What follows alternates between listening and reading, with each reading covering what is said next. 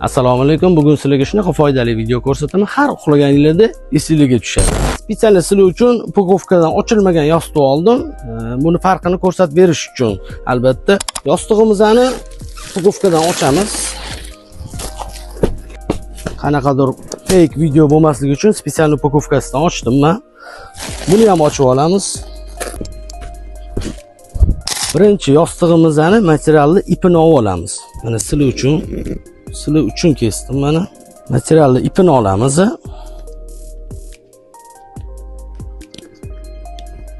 Materialda bu sintetika qanaqa bo'lishini ko'rasizlar. Erib, yig'ilib qoladi bir joyga.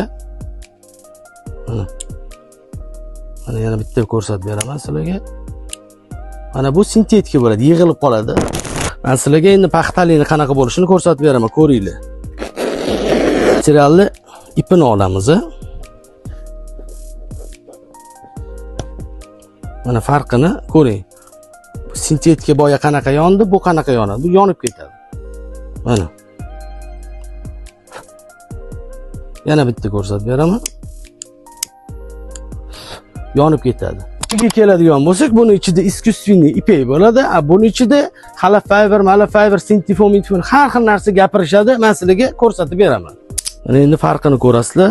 Bu arzon yostig'imizda mana bunaqa narsa bo'ladi. Mana ko'ryapsizlar, bu sintifon. Bundoq qilsangiz, shuna turaveradi, sintifon bo'ladi. Sintifonni ya'ni past sorti bo'ladi. Men shu yoqqa qo'yaman ko'rinishi uchun.